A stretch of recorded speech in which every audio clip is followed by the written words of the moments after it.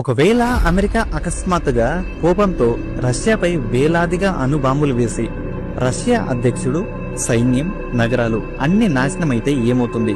ఇలాంటివి జరిగే అవకాశం ఉందని రష్యా ముందే ఊహించింది. అందుకే వాళ్ళ దగ్గర డెడ్ హ్యాండ్ సిస్టమ్ అనే అత్యంత ప్రమాదకరమైన ప్రణాళిక ఉంది. డెడ్ హ్యాండ్ అంటే ఏంటి? ఇది పూర్తిగా ఆటోమేటిక్ సూపర్ కంప్యూటర్ సిస్టమ్.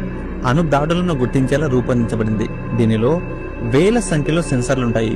ఇవి అణు పేలుళ్లు, రేడియేషన్ స్థాయిలు, భూకంప తరహా కంపనాలు వంటి విషయాలని గుర్తిస్తాయి. ఇది ఎలా పనిచేస్తుందంటే, ఒకవేళ ఈ సెన్సార్లకి రష్యా మీద అణు దాడి జరిగినట్లు తెలిసినా రష్యన్ నాయకుల నుంచి ఎలాంటి ఆదేశాలు లేదా ప్రతిస్పందన రాకపోతే సిస్టమ్ ఒక నిర్ణయం తీసుకుంటుంది. అందరూ చనిపోయారు, దేశం పూర్తిగా నాశనం అయ్యింది అని భావిస్తుంది.